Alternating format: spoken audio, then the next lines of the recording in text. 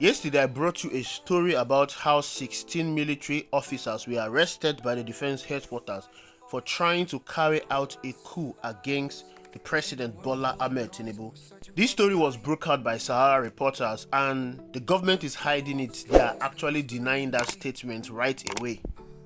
As a matter of fact, Bayo Onanuga, the essay to the president on new media, has released a statement denying that coup. But Sahara reporters reported that this is the reason why Bola Ahmed Tinubu decided to cancel the Independence Day celebration, because the coup plotters had planned to use that celebration day to carry out their coup. They had planned to shoot some top government officials. Now, Premium Times is bringing more development to that story. Premium Times is equally saying that it was not just on October 1st that they plan to strike, that they are equally planned to strike on October 25th. Premium Times is equally reporting that their target were mainly the President Bola Ahmed Tinubu, the Vice President Kashim Shettima, the Senate President Govt Akpabio, the Speaker of the House of Representatives Tadujin Abass. Other officials were equally being targeted. The coup planners wanted to assassinate all these officials simultaneously. They were targeting the day that all of them would be in the country. The identity of those that plan to carry out this coup is hidden because the government does not want you to know about it. And they have been arrested and incarcerated so far, and they are denying it. The government knows that any mention of coup in Nigeria is going to cause tension. It's going to heat up the polity, because the West Africa region is currently under siege with military juntas. Despite the government denying the coup, momentum surrounding the coup has been gaining traction. Despite the identity of the coup plotters being hidden, there are reports suggesting that the Northerners want to take power from Bola Ahmed Tinubu via the back door. But all of this points to the fact that many people really want a coup to happen in Nigeria. Many people are looking forward to the military taking over from the government, because it's obvious that Nigerians are tired. It's obvious that what we are experiencing in the name of democracy has nothing to do with democracy. This is not the first time Nigeria will be experiencing coup. Nigeria experienced coup just few years after gaining independence. Africa as a whole is a home to coup. We were meant to believe that coup is a bad thing because most of the military leaders that took over power from the civilian government in the past were people that lacked leadership acumen. And of course, their reason of taking over power from this civilian government was born out of patriotism to their nation, was born out of the economic hardship in the country. But majority of them lack leadership acumen, and we experienced that in Nigeria, which crippled the economy, which helped to destroy the economy. But as a matter of fact, the coup in Nigeria helped Nigeria to be united. It helped Nigeria to be one, or let me say it forced Nigeria to be one, because Nigeria has never been one. Decades after the dawn of democracy, there are still calls for the military to take over power in Nigeria. Nigerians have experienced how the military has taken over power in some African countries. In Northern Africa, there is a military rule currently going on in Sudan. In Central Africa, there is military rule going on in Chad and Gabon. In Eastern Africa, Madagascar has currently fallen to military rule. And in Western Africa, where Nigeria is domiciled, Burkina Faso, Guinea, Mali, and Niger Republic, they've all fallen to military rule. As a matter of fact, Cameroon may soon fall to military rule due to the ongoing protests trailing the recent election in Cameroon. Paul Biya that has been in power for a very long time has refused to leave, and the people of Cameroon are not taking it. They are on the street protesting.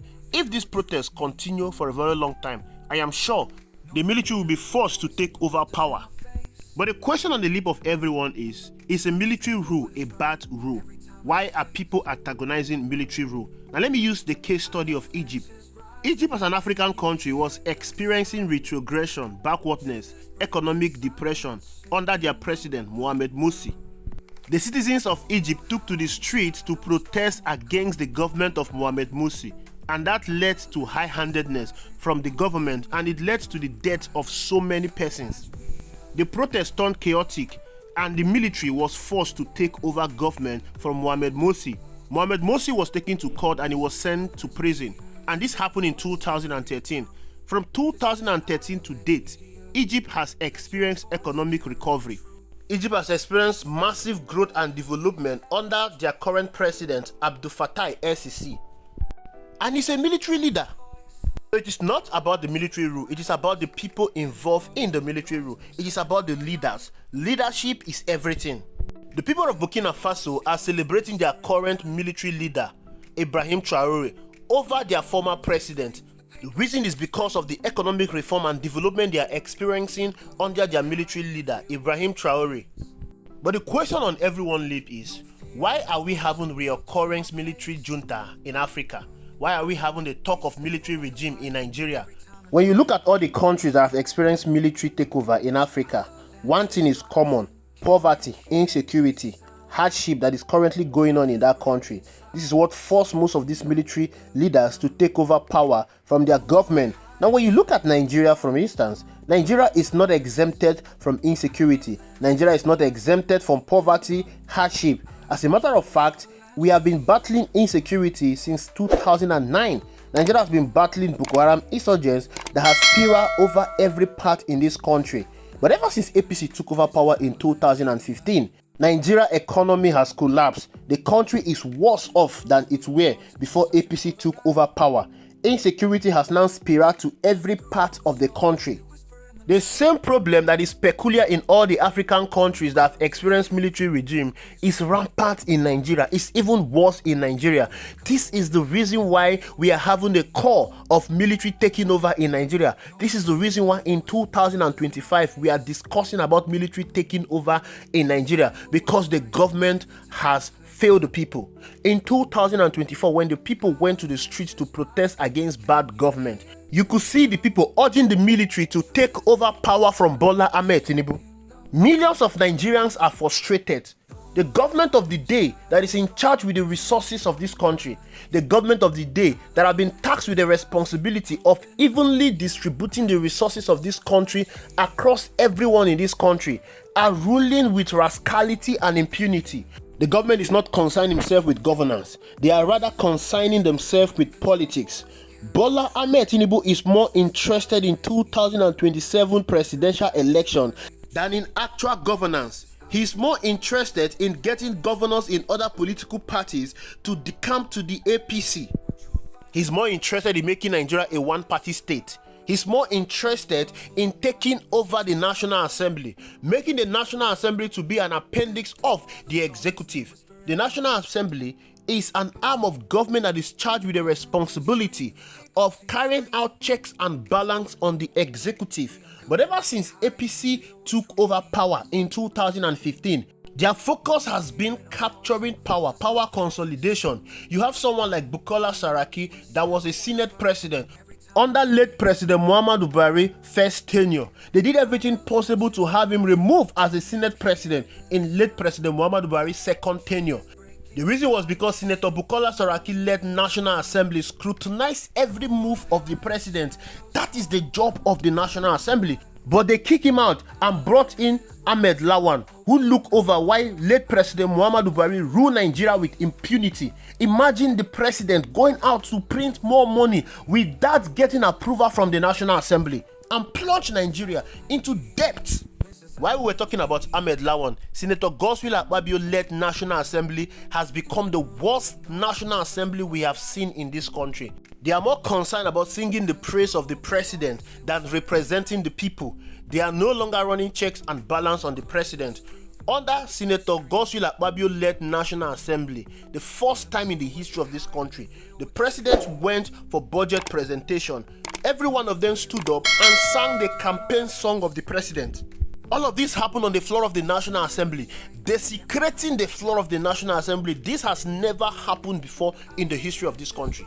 The president is building a Lagos-Calabar coastal highway of 15 trillion naira, and it was not appropriated on the floor of the National Assembly.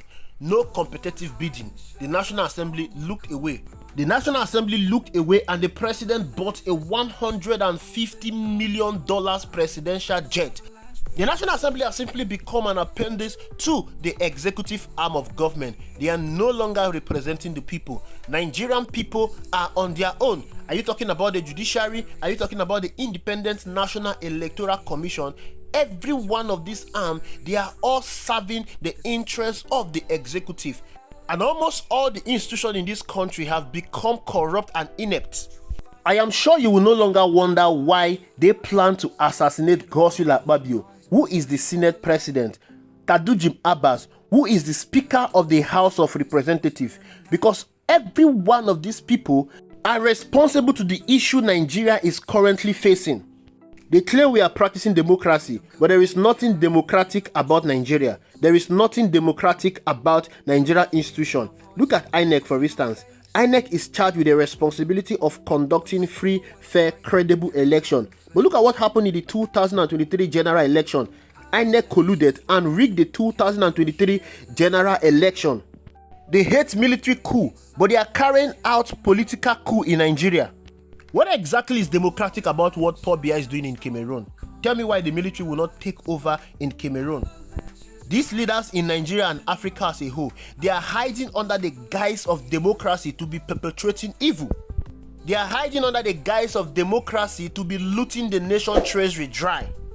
As long as these African leaders keep ruling with impunity, Nigeria and Africa as a whole will not rest from the barrels of the gun. These military leaders will do everything possible to take power away from this civilian puppet. Thank you for watching. I will see you in the next video.